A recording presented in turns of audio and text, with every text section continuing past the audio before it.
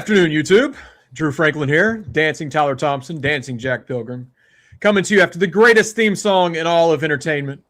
We're here for another KSR happy hour presented by Country Boy Brewing. Yay! Look at you. Halfway home. I got a few of those in the fridge. And I also brought a 4-pack of key lime. Nice. Toss me one virtually. I need one. I don't know if we'll get through all 4 in 1 hour, but, we'll see what happens. Do it. I'm not What else driving. do we have to do? Well, there's one thing that could happen at any moment where I probably don't want to be too buzzed for, but I will have at least one while we're here on the KSR Happy Hour presented by Country Boy Brewing. As I said, I have the key lime. It is mowing season, so I had to get my key lime. It's my favorite post-mow beer. Had my first mow of the year on Saturday, and that's why this is a 4-pack, because I enjoyed 2 of these on Saturday. But good to see everyone.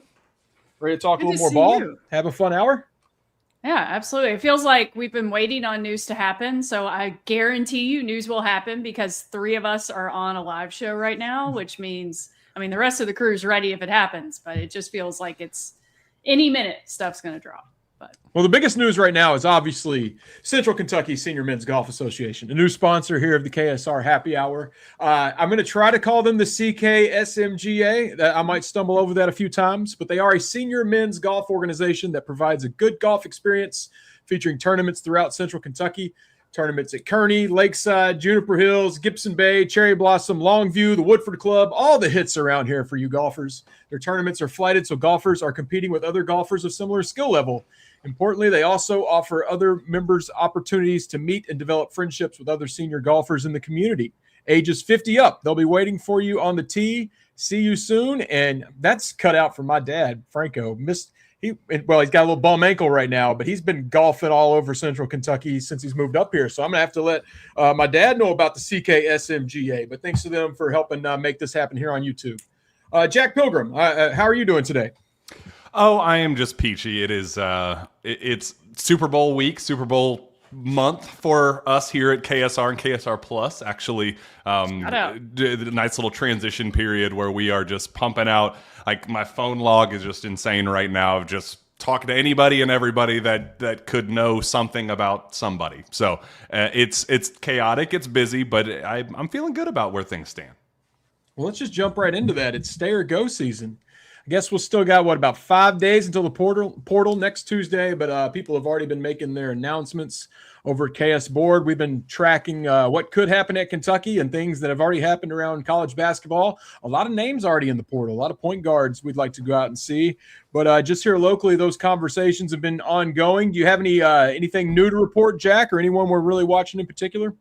Yeah, I think Mark Pope has eyed a couple of obvious anchors of the retention class. He wants Malachi Moreno back. He wants Colin Chandler back.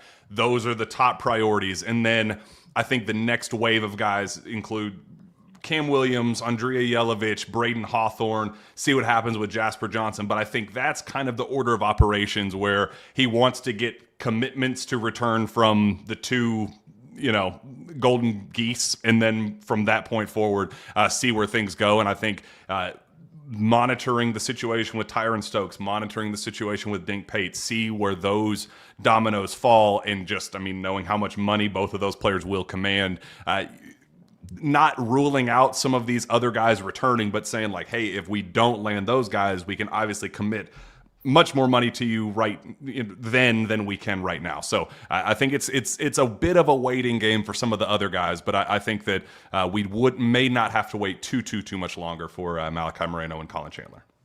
Tyler, I like how Kentucky fans, we overreact to everything. Colin Chandler posted a picture of a shoe yesterday.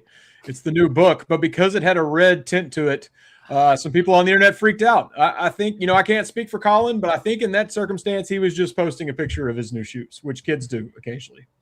Yeah, and then he posted another clip, and you can see he's wearing UK sweatpants. So, it's perfect. Is that his final BBN. 2? Yeah. Right. Oh, my God. Perfect BBN mania. And we're also like the whole let's read too much into tweets. This kind of goes with recruiting, not portal stuff. But the Tyron Stokes tweet about what we're guessing was about Bill Self coming back to Kansas. I think we overanalyzed that to death. So also to add it to that, Modi Abate's Instagram video where he captioned it. It was like a highlight reel, surreal season. What does it mean? I mean, it wouldn't be this time of year if we weren't just reading the tea leaves and overanalyzing pretty much what could be just a normal teenager social media post. We're pouring over it. So. Quick shout out to Carrie Darren Rudder in the comments. Don't normally do this, but it says good day from sunny Australia. Nice. We'll get a lot of Australian viewers here on the Happy Hour. Is it sunny though? What time is it there? Yeah. I don't know what time it would be. I don't know. I'll ask Max. But glad to have you. Dougie Hudson mentions Miles Byrd in the comments. That's a portal target, San Diego State Defensive Player of the Year. There have been some other names floated around. Jack, do you have any favorites? I'm a big Finley Bizjack guy from Butler just because of the name and the look. But as I said to start the show, even though the portal's not open, there's already a ton of names floating around out there. Yeah, I think Miles Byrd is definitely a guy that, like, he just fits the defensive mold, defensive player. And, hey, defensive player of the years from San Diego State work out pretty darn well for Kentucky and Mark Pope, especially knowing how things went with Lamont Butler. So that's definitely a name that I am keeping a very close eye on. I think there would be a lot of interest. But I think Tyrone Riley of San Francisco was a guy that I think Kentucky was this close to landing this time last season. But I think he was so deep into the process. Kentucky kind of came in late, and I think San Francisco, for just, transparency's sake, came in and threw a bag late and said, hey, come be a superstar here and try to be a draft prospect at San Francisco. You don't need to go somewhere else to elevate your platform. He had a good year, but I think there was a little bit of internal chaos over there, and once the season ended, he said, yeah, I think I'm good. I think I'm ready for my jump. So those are the two names that I'm monitoring right now. It's portal season, but it's also, there's still high school recruits in the future. And we saw, was it yesterday, the picture of Mark Pope with Coach McClain and Figure visiting, I guess, I'm going to try this, Obena Ezeki Jr. or Akizi Jr. Am I close? Obena Akizi, yep. There we go. 5-star center in the 2027 class. Some people took that visit more of an assistant coaching news there, that Figure and McClain are still working hard at a time where we knew there'd be a lot of staff turnover. We've already seen two, but that was one big takeaway as Pope's out, even recruiting for beyond this next season, Jack. And Akizi is a reclass candidate potentially, so that's something. He's unbelievably raw. He's a guy that I would not lean on to be like them pushing for him as a reclass guy would have any indication about Malachi's decision. I don't think there's any correlation whatsoever. If he were to reclass and come to Kentucky, I think he would be Malachi's backup, which not often you get the number 2 player in the country to be a backup behind, Malachi Moreno. So that would be pretty awesome if Pope could pull that off. But I think things were up in the air for maybe even both of those assistants at some point. But, I think there was some speculation about both of them potentially getting head coaching jobs. I think they're, wanted commodities in the basketball world, and having them both on the trail at this stage is definitely a step in the right direction for clarity. With one spot filled with Jason Hart out and Mo Williams in, still waiting to see who Alvin Brooks' replacement will be. But feeling much more confident about Cody and Mikhail being back. And as they're building that class, you had a story earlier about Cam Williams and how he's leaning and what they're thinking. I know he made the comment, was it the SEC tournament or the NCAA, in the postseason, that he wants to be back. But where are we looking at Cam being a part of the team? Yeah, I think he is definitely one of those placeholder guys where they want just role clarity. It's not going to be about a bidding war or getting the most money. But I think with Cam, it's like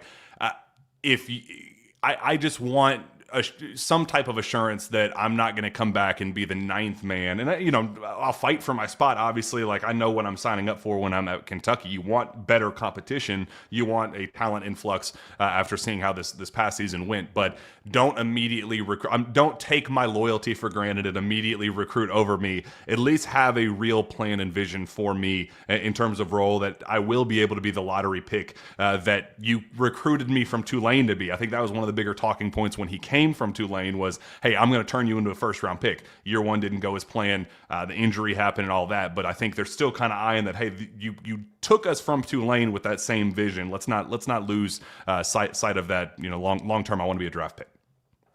And Tyler, a post you had on KSR earlier, Tennessee's already got a player. I don't like that. I know how they have it ahead of the portal. It's a graduate transfer. But, we're out here just reaching for anything, and Tennessee's already building. They added Belmont transfer guard Tyler Lundblade to Tennessee. So I don't like to bring up the Vols. They made it farther than us, and now they're already got a piece to their puzzle and their equation for next year already in place. Yeah, I've read about the apparently that kid was on campus, Tennessee's campus, like 12 hours after they got back from losing in the Elite Eight. So that's crazy. He started as a walk-on at SMU and then went to be a walk-on at TCU, and then he went to be a walk-on at Belmont. And then all of a sudden just kind of like burst onto the scene, and he's like the nation's top 3-point shooter, or he was last year. I'm not sure about this year. He has like the Belmont record for threes. I mean, if there's been a knock on Tennessee in the last couple of years, it's shooting, and they're about to lose Jacoby Gillespie and Nate Ament, who, I mean, Gillespie was a good shooter, but Ament wasn't really, but he was still number 2 on the roster in threes. So got to give Rick credit, Barnes, even if I don't want to, for going out and getting a shooter. And they used the loophole of he's a graduate transfer, so he technically doesn't have to wait until the portal opens. And I mean, they seized on that. And they were even like getting a little swaggy on social media. Like they tweeted a picture of Rick Barnes wearing sunglasses and a Hawaiian shirt. And it's like, I'm not ready for this with all the uncertainty going on with UK right now. So we'll see how the Belmont guard turns out. We also didn't love on social media yesterday that, looks like Bill Self's coming back.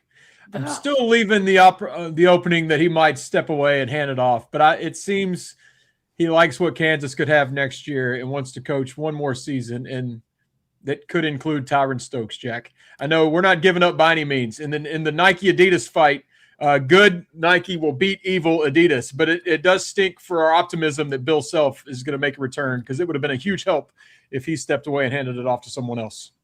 1,000%. And it doesn't help Kentucky's case. Like, his relationships are better with Kansas, the assistants, Bill Self. He likes more than Pope. Like, that's just a fact. That is the reality of the situation. But there's also the reality of the situation that Nike is Nike. He is Nike's baby, the future of the brand, and comfortably sending him off to be at Adidas's baby and the number one Adidas brand.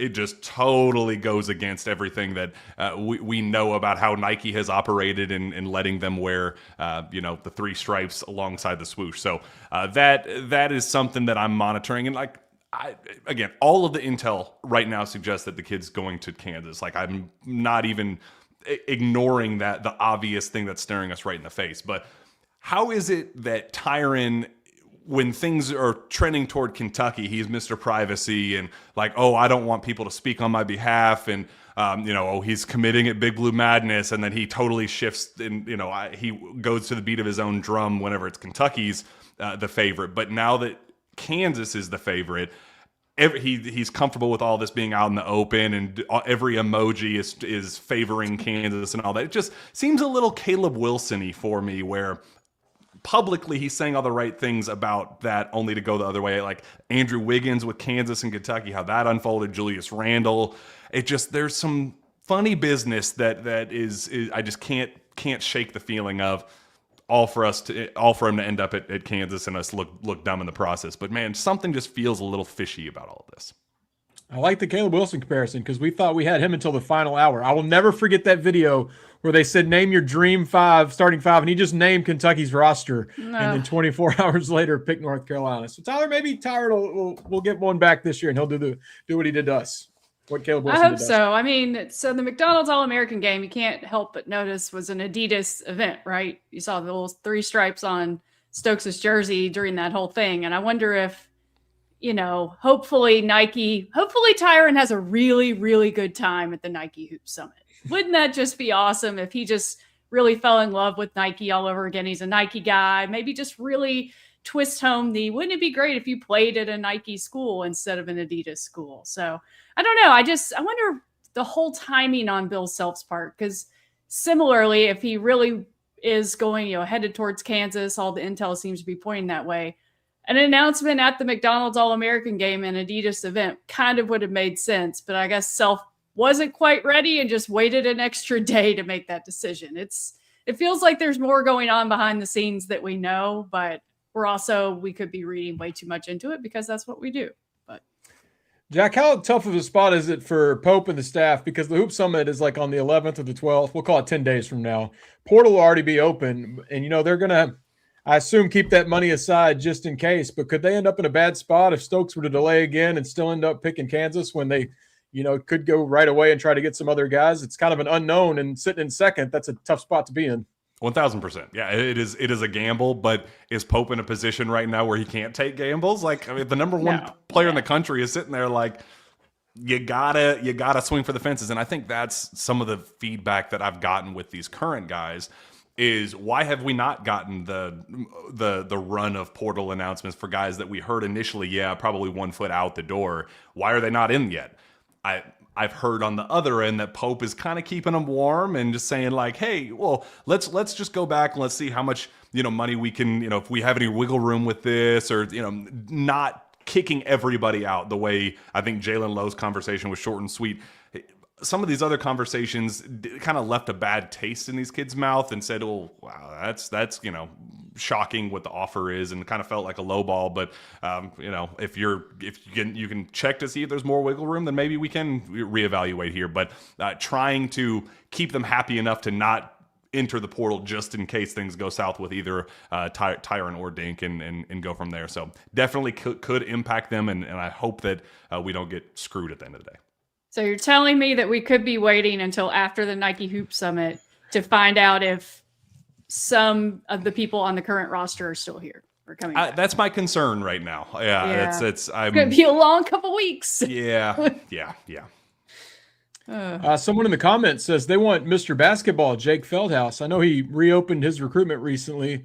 I don't think Kentucky will be a target, but that dude had a heck of a year, Mr. Basketball. We'll be rooting for him wherever he ends up, but I don't know how realistic that is unless you've heard something, Jack.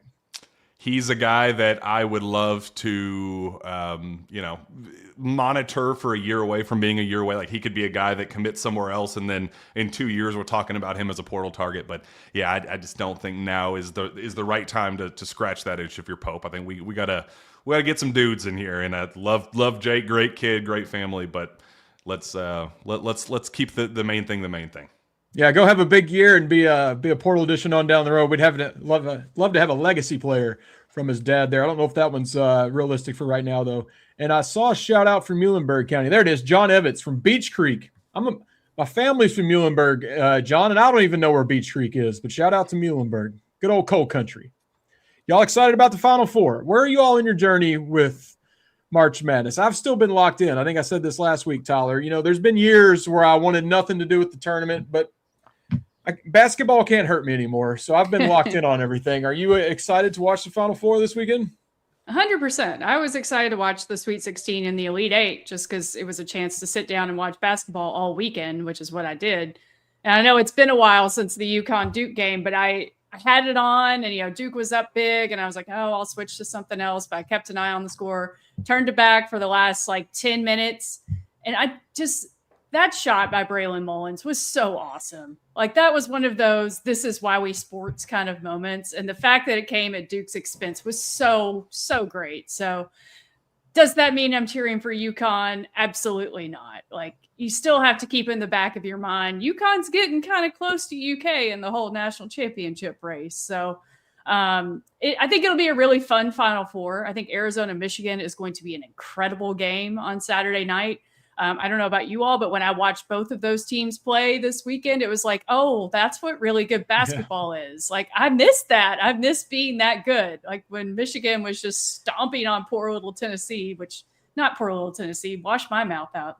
Nothing poor or little about them. But it was just I remember when UK was that good. It made me flash back to the 2015 year with the UCLA win, the Kansas win. Really, really fun. So I think that'll be a great game Saturday night. I really hope Illinois can beat UConn. I think they've got a good chance, but it just kind of feels like they're the little plucky underdog, and that everybody, as much as everybody likes Braylon Mullins, Illinois' got a lot of really charming players on their team, and the whole Big Z and Orlando Antigua angle. I'll be cheering for them. So, yeah, I think I'm excited. I think it'll be a fun weekend. Illinois is so fun. I know. Even, of course, we have the couple Kentucky connections, but even if they were just nameless to us, the cowboy hats, the saying whatever they want to say in interviews, there is no media training over there. The stuff they've been saying, I can't even say on YouTube, and I can imagine a Kentucky player saying it, but they're just having fun, Jack, and doing whatever they want to do. And I know you being a big Z fan, you're loving it as well. We got a quote from, I think, old friend of the program, Kyle Tucker, who's now an enemy with CBS Sports, but that's all right. Talked to Big Z about the billboard and all that and said, isn't it kind of ironic that you're back in Indianapolis where it all kind of began for you with this? This is where the billboard was outside the NCAA and headquarters. And he was kind of like, that is kind of cool, and I'll always appreciate Kentucky fans for kind of giving me this moment and helping with the cause, and good little mini Kentucky shout out there at the Final Four, even though we can't personally be there. At least we get a little bit of Kentucky flavor. Shout out Big Z. Shout out Big Z. Shout out to Orlando Antigua. Matt was at the game last weekend, and Orlando walked over and said, "Hey, tell Drew that I said." You all know. Yeah. Hit me right here. Felt good knowing that Coach O still thinks about us. Very happy for him. Hope they get it done. As I said, they're just a fun team. UConn, obviously an evil empire, even though we awkwardly rooted for them last week against Duke. Back to hating them.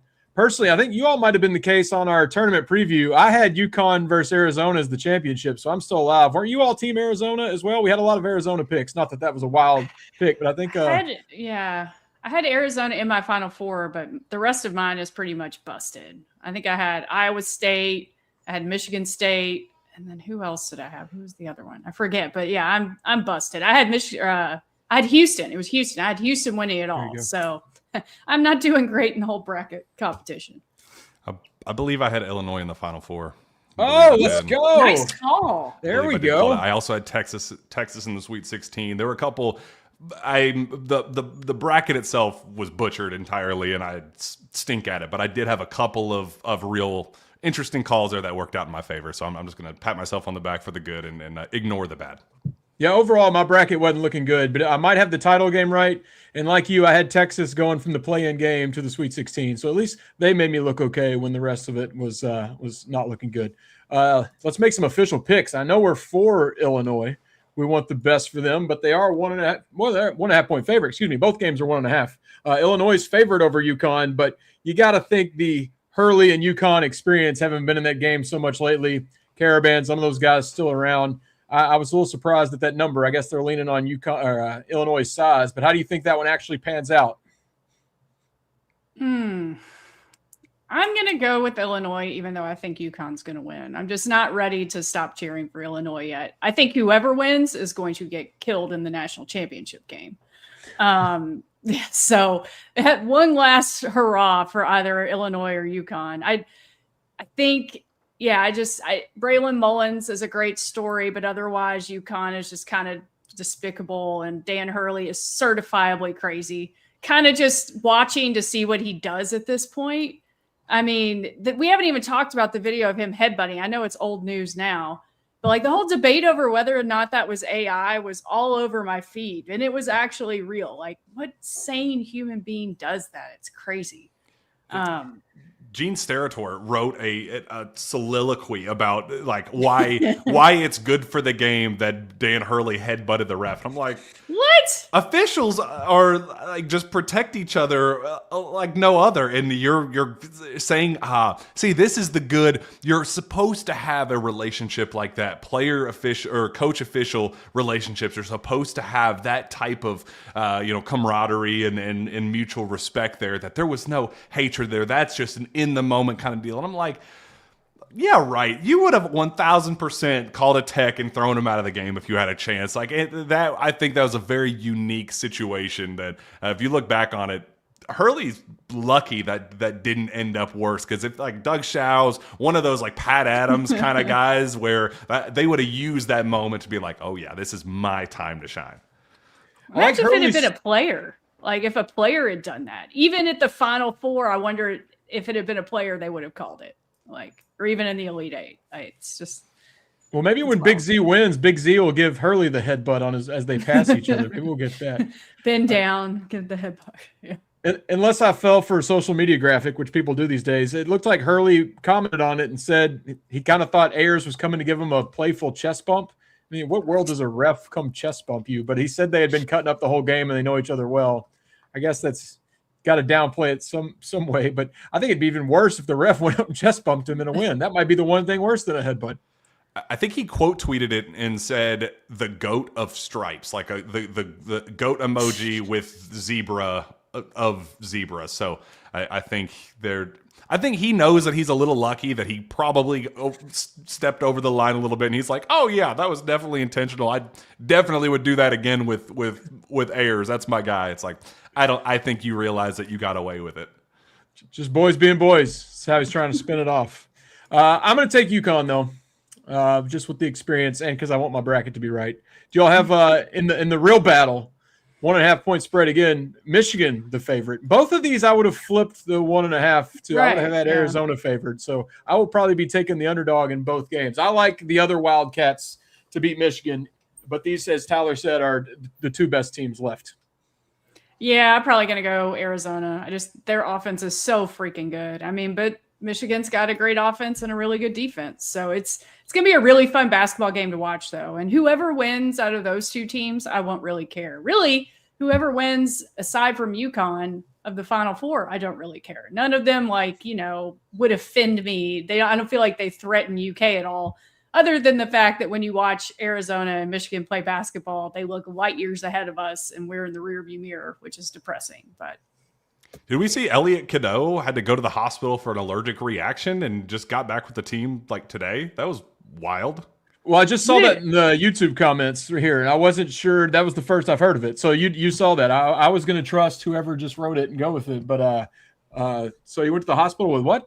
An allergic reaction that he had to had to leave the team and then just rejoined them today. He's available. He's going to be good to go for Saturday. But could you imagine losing your starting point guard the week of the Final Four due to an allergic? Could you imagine he gets to the hospital? They're like, "Oh, buddy, yeah, we got to keep you on fluids for the next week. You're not leaving the hospital." How much of a buzzkill would that be? Get to the Final Four and then lose your starting point guard.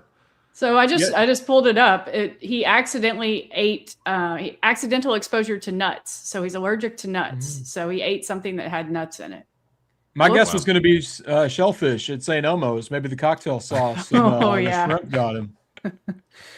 But I mean, how you would think they'd have all that stuff labeled. Nut allergies are pretty freaking serious, especially if you're at the Final Four. You got to pay attention to that. What you're feeding your players. Right. Yeah. It's one thing if you're Alabama and your starting point guard for the tournament's got 2 pounds of weed in his house, but a nut allergy, that's unexpected. I hope he's okay. Right.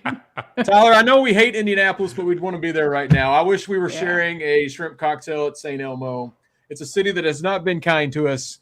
But even last year when we were there, on our way out, we said we hope to get back and flip the script. And unfortunately, we didn't even get any close. Are you wishing – obviously, you're wishing we were there. But do you have any things you wish we were doing in Indy outside of basketball and shrimp cocktail? Yeah, I mean, I wish we were walking around the weird little canals, and I don't know. It's an odd city. I keep seeing people talk about how it's the best sports city in America. But we do have a chance to go there this year because UK and Indiana play in Lucas Oil Stadium in December. Don't forget that. A regular season non-conference game in a football stadium. That'll be interesting. But yeah, I mean, there's always a little bit of FOMO when you see all the tweets and the pictures and the videos come out from the Final Four. Like I saw today was the media day, so all the media people were in the locker room, and it's just insanely crowded. I mean, we've all been through that. And it just Indianapolis is a city. No thanks. I'm kind of over it. But I did see the Final Four Music Festival announcements came out. And it made me flash back to when we were there in 2015 for the Final Four, and I got to see Weezer for free, and it was awesome. So much better than this year's lineup. Further proving 2012 was the best year ever. Jimmy Buffett had a concert in New Orleans the night before. I used my media pass to get all the way near the stage until someone finally was like, "Why are you here?" And that media pass does not get you to a Jimmy Buffett concert. But it was cool. I'm covering the concert, obviously. Hey, I had to try. That's my guy. I went as far as I possibly could, but it's like they scripted that trip for me. Otherwise, Indy, I wish we got our eyes on Detroit, Motor City for next year. That's our new. I hear Detroit's nice now. I mean, it is. They have a tin roof. Everywhere's got a tin roof. St. Louis has a tin roof. Yeah. Speaking of, Jack, did you see St. Louis got a shout out? Not really a shout out, but somebody on the St. Louis Cardinals game on MLB Network yesterday said that it looked like the downtown of St. Louis had a neutron bomb dropped on it because it's so dead at night. Oh, wow. I can confirm it is because there's a curfew and you're not allowed to be out on the streets at night. And there's just vacant buildings, and it's a weird area. It's a weird place, downtown St. Louis. The neighborhoods are good, but our friend Ben Baby from ESPN quote tweeted that video and further kind of piled on St. Louis as a town. So it was I enjoyed my time. I thought We had a it good was a time. little underrated. You know, my view of St. Louis is just whatever. But I really enjoyed my time. It was walkable. I love that Ballpark Village. I love that. Love that area. Yeah. I thought it was cool. Ballpark Village is awesome, but St. Louis Yeah. has the problem you kind of run into in Atlanta where a lot of it's scattered. So you'd be texting somebody and they're 30 minutes away in a different part of town. It's not like the Nashvilles and the New Orleans or those cities where there's like, we're putting you right here and you don't have to leave this space around the arena. It's kind of got different areas. I missed being there. It was weird being home for the tournament. I've never really done that before. Yeah. KSR was fun, and I actually got to watch a lot of basketball, but I was missing the place, missing you all. Did you miss the media workroom and I the? did. I miss pouring my Coke into a Powerade cup. I Yeah. miss getting in trouble, which I've done a few times at the tournament, but it was weird being at home. Well, I get to see some of St. Louis in the new UK documentary coming out. Right. That does come out Saturday at 1:00. Don't forget. I'd kind of forgotten, and then that clip was going around today. So I was trying to remember of the trailer that we saw, the highlights per se were Mark Pope yelling at his team, like, how can I get through to you all? Or, what's wrong with you guys? Let me What are help you scared of? Yeah, that's it. What are you scared of? Tell me. And then he kind of like somewhat punched a whiteboard, meaning he like held the back of it. He held it back. It was intense. So, and then Otega Owe kind of shooting down the whole locker room rumors. Like, they say our locker room's in a bad place. No, it's not. So be curious to see the whole thing. Do we know if it's 30 minutes or an hour, or I wonder. Hopefully I have 1 no minute. idea. No, I'm kidding. I'm excited to watch it. Do we know if Kentucky had creative control? Because with documentaries, it's all about who's producing and how much control they had. If they get final say, it'll be heavily edited. But if they signed up and CBS is like, look, we're going to air what we want to air, this could be good and really spicy. But it is going to be a little bit of twist of the knife that Kentucky's been out several weeks now, and that documentary is coming out. But we'll be watching it, right? Everybody going to tune in? Yeah. What are the odds on a KSR reference in our negativity? Very high. You think they're going to? Minus 450 odds. Those are my odds. Those are the KSR home cooking odds. Will they show like a clip from one of our shows, or will it be someone scrolling through the website? Will it be reading message board comments? I don't know. We can only write about what happened. So if you're worried about us being too negative, look at what we had to write about. So I hope we get to see Pope on Facebook looking at memes. It's my favorite thing we've learned. Pulling up the AI slop. Checking out all those groups. I had to tell somebody in my life recently. They were like, I grew up with them. They did a Facebook post about, they saying awful things about KSR, but their reference was to a page that wasn't even us, and all these fake news things coming out. And I had to be like, hey, listen, if you don't like me, that's fine. But could you not cite wildcatblue.nation.blue? Just check out our link, because, people fall for everything on there, including maybe Mark Pope. What are other fun topics? Can I talk about my football recruiting scoop today? Yes. That was so funny. Please. I locked in. Sometimes I haven't done the recruiting beat in a long time, but today I had to get out there. I had to get amongst them. I went to the beautiful student center to eat a little Chick-fil-A. Had to try the new Jalapeno Ranch Club. And I saw this guy walk by. I was like, wow, that's a pretty big dude. And he had a little name tag on, had a little UK football logo. And I was like, oh, I bet he's important. So I intentionally kind of walked close and squinted, got the name. Jaden Jones, a 4-star athlete, 2028 class, visiting from Pittsburgh. Huge name in recruiting. And as I passed him, I saw Joshua Vilmail, a 4-star cornerback. I won't pretend to know who either of these people are, but shout out to name tags, because I got real close and looked at their lanyard, and they were getting the whole tour of campus, and I ran to KS board to pretend that I knew exactly what was going on. But that being said, it is 2 4-star visitors that they had on campus, and I just, as luck would have it, was eating Chick-fil-A as they walked by. you get your scoop where you can get it, Jack. Sometimes you work the phone lines, sometimes you work the streets in the cafeterias. It's something about the most ridiculous manner possible. I feel like that should be a catchphrase for us. It's awesome. Shout out Will Stein, big time. I mean, it's recruiting news after recruiting news after recruiting news. They got the spring game coming up on April 18th. So big time visitors showing up, but we would have no idea that those two individuals would be on campus if you weren't enjoying that jalapeno ranch club. I've had that sandwich and it's quite delicious. I've had it in the grilled variety and the spicy variety, and I enjoy both. Yeah, I'm actually feeling it a little bit. Zach asked me for a food review. If I'd written it an hour ago, it would have been a 10 out of 10. But as this goes on, could also be the beer. That might be a 3 out of 10. I'm feeling the jalapeno ranch a little bit as we're going through this. Tyler, I saw this on our notes, the random place we've worked. Is this the Cubs video? Yes. All right. Steven, can we show that? It's great. I thought so. Yeah. During the Cubs game, there were at least two people in the crowd just working from Wrigley. I guess we call that WFW on their laptops. One of them even had a mouse on the bleacher. That is dedication. As bloggers who have had to work in some random places, well, we've all done it. Something happens wherever you are, pull out your laptop and get on whatever Wi-Fi you can. There we go. Oh, my king. I mean, look at that. Is awesome. that a mouse pad? How did they even get that in? I have so many questions. I love it. I mean, I feel like I've worked in some random places, going to a Cubs game and working. That is something. But also, how many people have the separate mouse? Like, am I weird in that I don't? I know my husband still has a separate mouse. Oh man, you all are kidding me. Like, what's wrong with the trackpad? Like, well, so you use like what's on the laptop? What do you mean? What are you using? Yeah. What's wrong with that? Well, I have my laptop is like over here plugged into a screen. You won't do the docking station. Yeah, I've got a different screen, so it's not really an option. You got a keyboard too?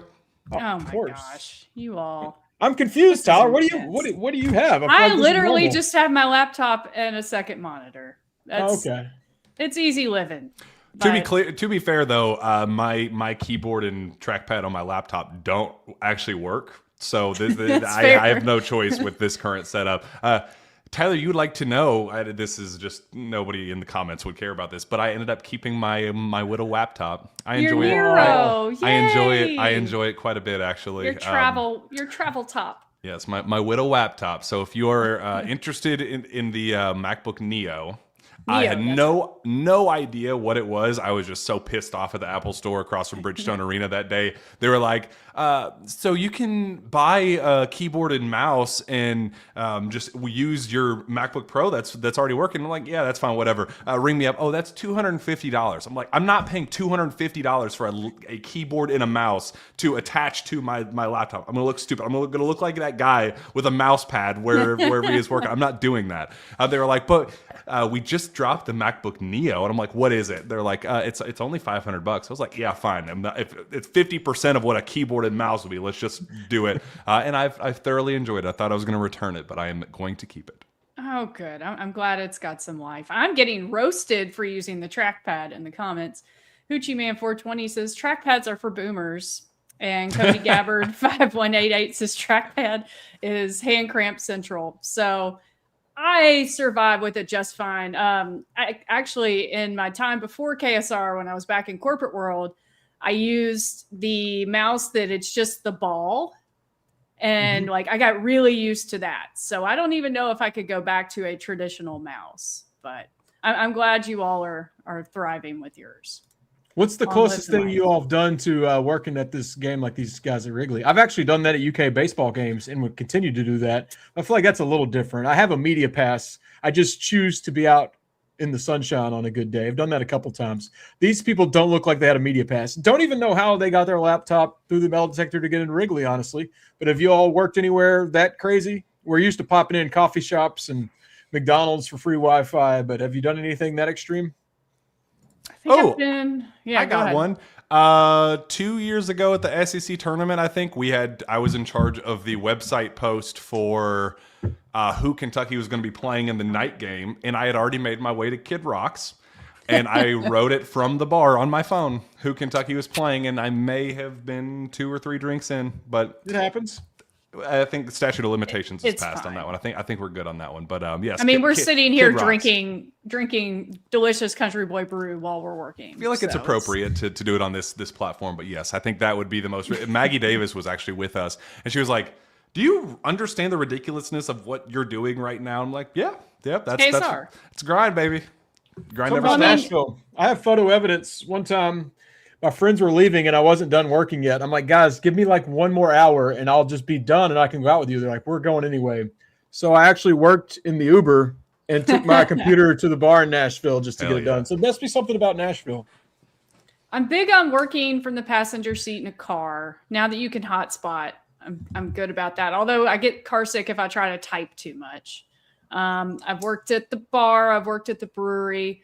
Most interesting place is probably the Tube in London. Coming back from the O2 to our hotel, I was writing a column about the Michigan game. So that one was pretty unique. So, but it's just so easy now to just take your laptop wherever. I mean, why not? My first year with KSR, I didn't go to the tournament, the Wall Cousins year, and I was at Two Keys to watch the games. And to get there early to get a table, you had to spend all day at Two Keys pretty much, which was a very tough assignment for me. I was like, guys, I don't want to go to Two Keys at noon to watch basketball, but I will. Ew, But yeah. that's tough job. Twist my arm. But Matt and I were also writing for CBS, and I had to cover Vandy played somebody. Couldn't even tell you. And I can confess this now. I watched 0 minutes of that basketball game because I was at Two Keys with Kentucky fans focused on that game. And when it came time to write my Vandy whoever story, I asked the manager if I could use the Two Keys computer, which was in a tiny office. And I logged on and just BS'd about 4 paragraphs about a game I did not watch, and then went back out just as Kentucky was tipping off. I can't remember the specific game. Definitely not West Virginia, but the Wall Cousins year. So shout out They to had the Two their Keys ups, computer. they had their downs. That's the Mike Brent. Yeah. Little did CBS know I was just using a bar computer and had not watched that game. But priorities, had my own team to watch. That was Right. It was the same day that Ari Farukma, however you say his name, hit the shot against Kansas. So I was very occupied on other things but the Vandy game. But sometimes you got to work where you got to work. You want to do some board questions? Let's do it. Do I, Stephen? Who's up first? Who's up first? I'm not hosting the radio show. What's up first? Moon 4117 says, at Jack Pilgrim, has there ever been any Shams or Woj bomb level intel that you received that you either couldn't drop or you couldn't announce for one reason or another? That's a tough one. I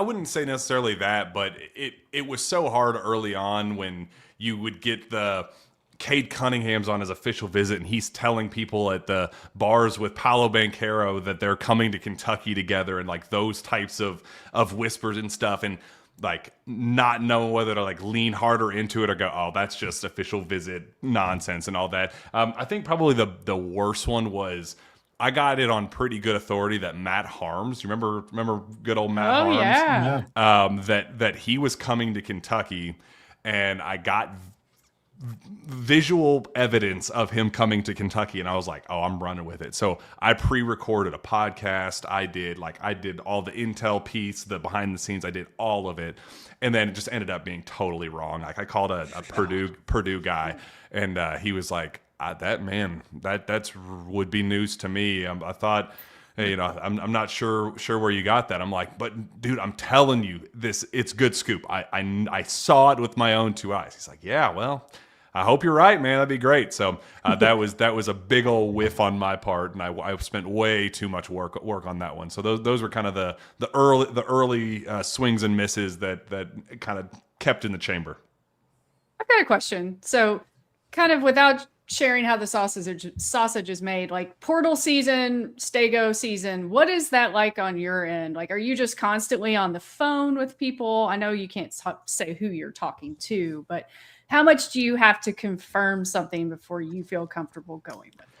Usually, I think the general rule of thumb that they teach you at Big J school at UK is 2. You want 2 confirmations from somebody. Drew and I before. wouldn't know. We didn't go to Big J school. But man, there's sometimes when it's like a direct word of mouth, like somebody like a direct, like, I'm talking to the person. It's like I feel pretty confident in running with it. But like the whispers and the like, oh, did you hear that Colin Chandler's wife is wanting to bring him back to Utah? Like stuff like that. You're like, who do you even call about something? Like, do you call the wife and go, hey, I hear you want to uproot the business and bring it back to Provo? Like stuff like that. You're just like, I don't even know where to begin with that. So you just call whoever you can kind of think that would maybe have a scent back in, back in Utah area, AAU agents, all of the above. It is a crapshoot. You see stuff on Twitter and like for instance, we can confirm this because Jacob has it on good authority and texted me while we're doing this. But there's a rumor that Lamont Butler is joining the Kentucky staff as a GA.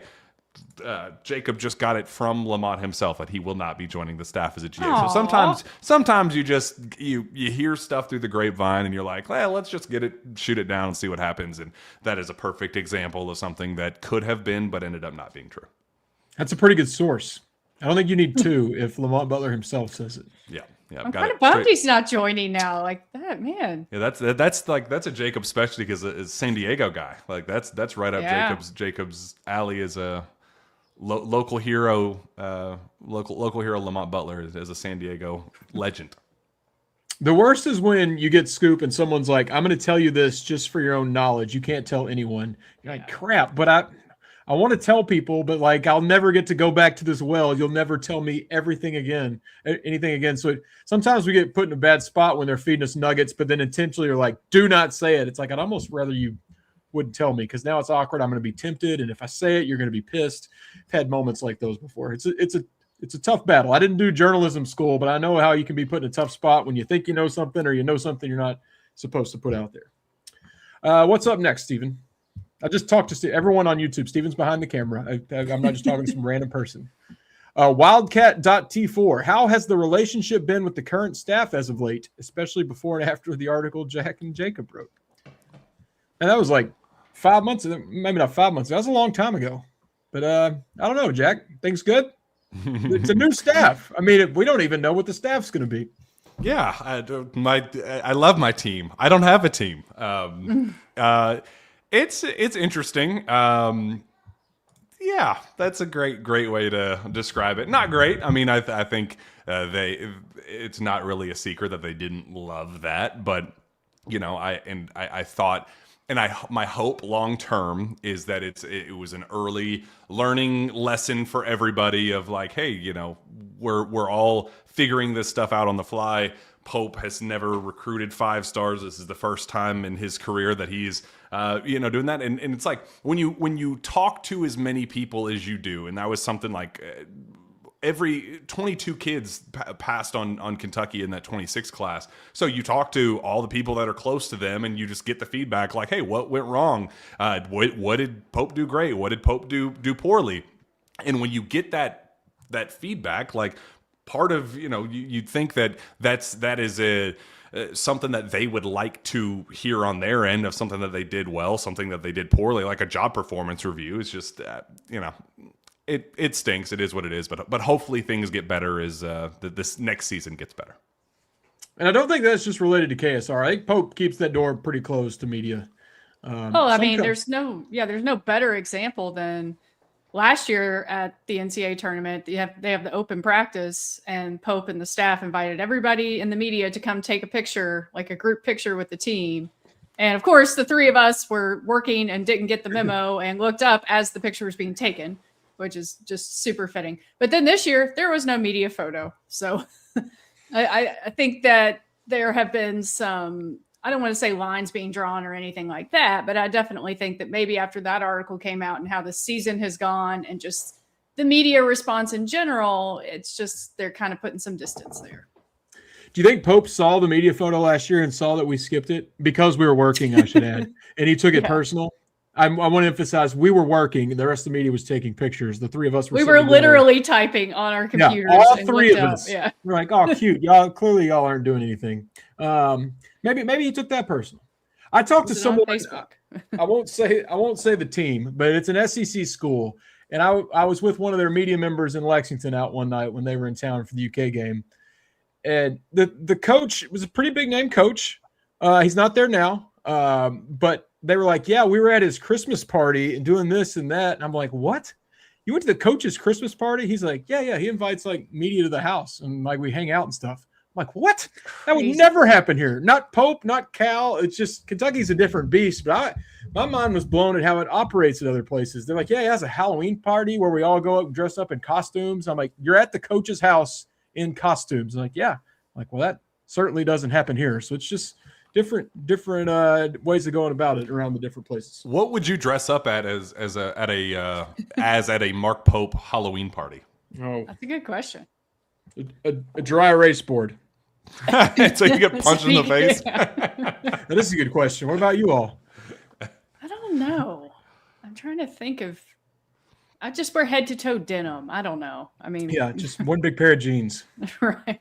I'd lean into the Levitis. ridiculous. You'd have to just wear something absolutely ridiculous because I feel like all the other like professional journalists would want to just be like, oh, I'm a stapler. What's the office? What does Jim dress up as a hole punch? Yeah. They just try to fit in and not be too different. No, I'd try to be as wacky as possible just to be like, what the hell? We're at a Halloween party for Kentucky basketball head coach. When else are we going to do something like this? So yeah, lean into the ridiculousness.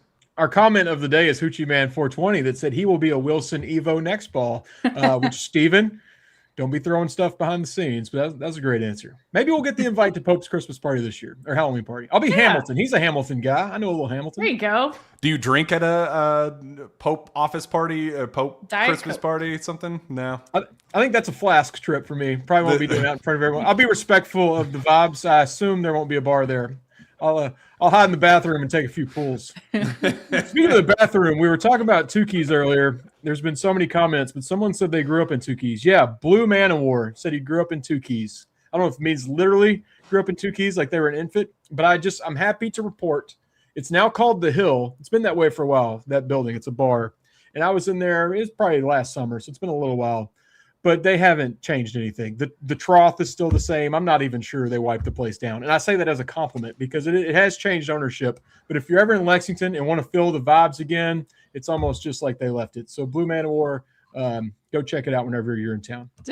Aren't they reopening Tukey somewhere? They are. And there's a bunch of drama. Yeah. They're like, I'm pro Tukey's. I know the people that work there, love them to death. I'm rooting for them. But the city's throwing all this red tape at them and telling them they can't do it and making them stop with permits. Come on, let the people have Tukey's. It's an institution. First the potholes and now the Tukey's. Like, come on. Free Tukey's. Let the kids have their Tukey's. Speaking of kids, another thing, when I was on campus today, I am at the age where everyone looks like children. This is my old man rant, but I said to Abby, we were getting lunch, I was like, are any of these people college age? She's like, yes, you're just an old man. But that's where I am in my timeline. It was about 5, maybe 8 years ago that I was on a college campus and I looked around. I was like, there is no way these kids are old enough to go to college. Because it just feels like when we were in college or even just like slightly out of college, people looked so much older. And it's crazy. I don't know. I'll get another boomer comment here in the comments section. But like, we booming. we booming. Metro booming. This is we booming. But man, yeah, it makes you feel old. Speaking of, getting older, are you all ready for baby Franklin? Like we're what, 11 days from the due date or something? No, 9 days. Well, what's the 10 days? It's the 12th. It's a week from Sunday. Wow. I don't know if ready's the word, but every night a new as task. Ready as you can be. Doing all the things we can. I picked up my sister at the airport late last night. She swung open the door to get in, and there was a car seat there. I was like, "Yep, circumstances have changed a little bit. Go around. That's not your seat. Got a little car seat there." But we're counting down. That's so exciting. As Jack can attest, you can have a due date, and you can be surprised in advance. So 2 weeks, baby. Yeah, we're right already now is a sweet spot. Like this was right when I was in my the surprise of. Oh, it's happening. I'm like, no You were way. in the car going to Peach Jam right now. Oh, I was already at Peach Jam and her telling me that the contractions were coming. I was like, no, they're not. Gosh. There's no way. She's like, oh, yes, they are. And here we are. Head hit pillow, and 15 minutes later, water broke. So that's wild. Any moment. I'm selfishly, the due date is Masters Sunday. I mean, I gave a tiger fist pump when the doctor said that. 8.5 months ago. I was so excited. Selfishly, I need it to be Masters weekend. I already have a bag packed full of Masters gear. You know the Masters kit you can order? I ordered it for everyone at the hospital. Like I need to be able to have this Masters party. I want to be serving egg salad sandwiches to the nurses and everyone with the cups. So selfishly, I need a Masters baby.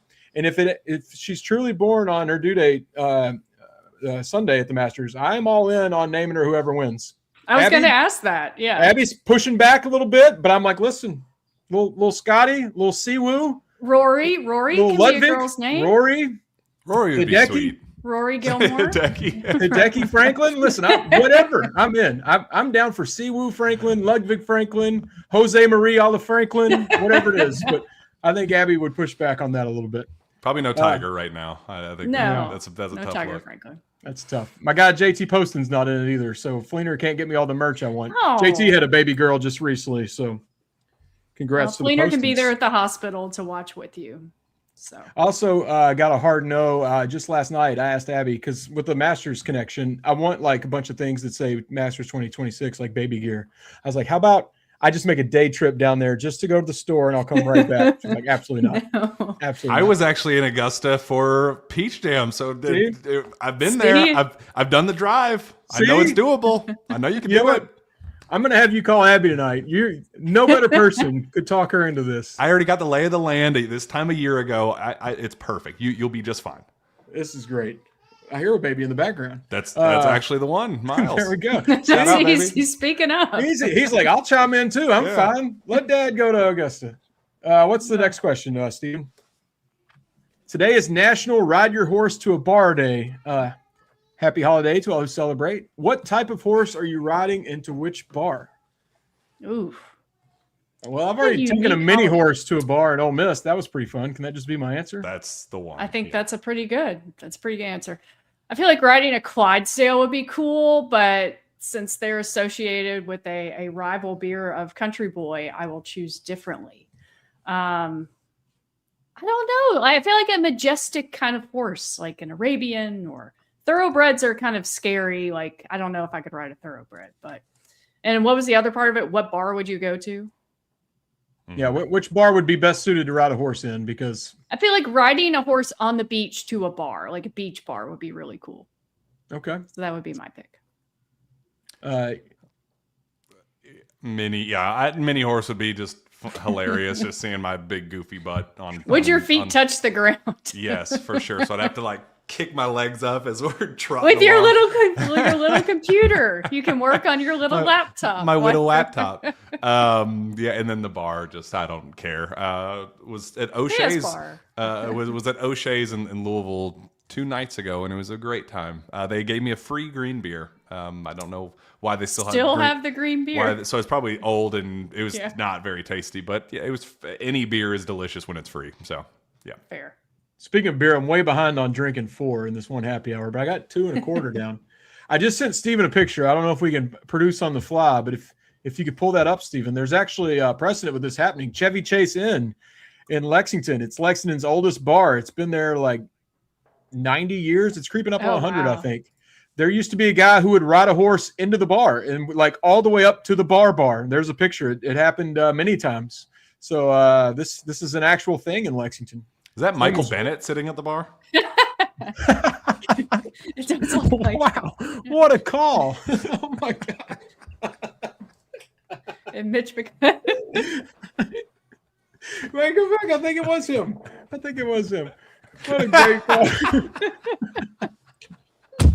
We got a genuine LOL from Drew Franklin. This is awesome. Oh, I needed that. But yeah. You can ride a horse in the bar in Chevy Chase. Now, don't go do it today and say, I told you you're allowed, but they've done that before. They even had the Budweiser Clydesdales there just last year, I think. So nice. Another bar shout out in Lexington. I'm just shouting out all the bars. Go to the Hill for the Two Keys Trough. Go to Chevy Chase Inn for maybe see a horse. It's a good time. Oh, man, that got me good. Let's get another one in, Steven. I think that's it. There was one more that you guys kind of answered. It was the portal stuff. Oh, that's right. Oh, yeah. I glossed over. I also wanted to bring up on our fun topics Keeneland tomorrow. Oh, yeah. Tyler, you be in Nashville. Do you get to do much Keenelanding? Are you a Keenelander? I used to be, but not in a while. I was trying to remember the last time I've been. It was probably pre-COVID.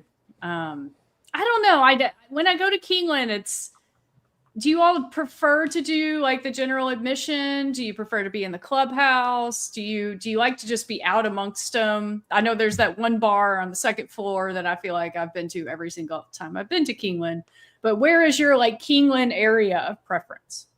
I'm a man of the people. I've done I used to work at Keeneland. I've been all the rooms serving drinks. So I know the place up down, or did. It's changed so much. And I've been lucky enough to have the suite and the experience. Wouldn't turn it down if you invited me, but I like to just be amongst them. As you mentioned, little corner bar up there. My friends, we just know we don't even have to talk to each other. We don't even know if we're going to be going to Keeneland. We just know we'll go to that corner bar and whoever of us are there will be there. So I like to be out in the crowd, even though it can be a lot.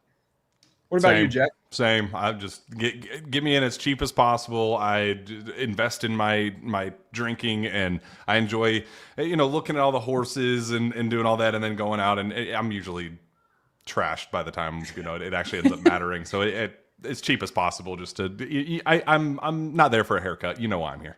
Yeah, the clubhouse rooms are just kind of stuffy. Like we did it one year because my husband hadn't been, and it was like one of the first times we had gone. He had been to the general admission areas, but he hadn't done forget what the rooms are, the Lexington room, the equestrian room, whatever. And it just wasn't that fun. I mean, unless you're part of that clubhouse area to the left, that's kind of cool because you can go outside. But I feel like when you're stuck inside, it just kind of takes the fun out of it. Like you kind of want to be outside in the fresh air if it's good weather. Like cheering the horses on, people watching. I don't know. But I'd be curious if anybody goes how that new paddock building is, like the whole new setup. Fancy. Yeah. I think I'm going Saturday, but a very unique experience. My college roommate lives in Nashville, and he's turning 40, and they're taking a party bus from Nashville to Keeneland. You could hop on, Tyler, if you want to go. I might. That sounds fun. But another good friend of ours from college is flying in from Texas. A couple others are coming in, and I unfortunately can't get after it with them. But I think I'm going to go park at the Keeneland lot at like 10 a.m. and just wait for their bus to pull up and then say a few hellos and give some hugs and then come home. But so I might see Keeneland on Saturday, but it will definitely be a different experience. And if you want to go, Tyler, I'm sure Alex will have room. You can hop on. They're going back that night. So. They're doing an up and back. Yeah, that's wild pretty trip. Intense. And I'll be sitting there with the birds chirping in the morning like an awkward dude by myself in the parking lot waiting for their bus to pull up. Does Mark Pope make an appearance with a portal target at some point over the next Lamar Wilkerson. Yeah. Man, it's been a year since that. Or was it last year or was it the year before? That was last year. And man, he really pushed all of his chips in on that basket and did not end well. So does he run that back, or was that a one and done deal?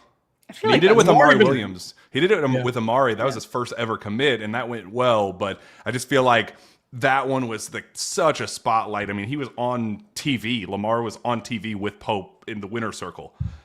I feel like you got to pivot. I don't think you can do it again. You could maybe take somebody to Keeneland and walk around, but you can't do the whole winner's circle thing.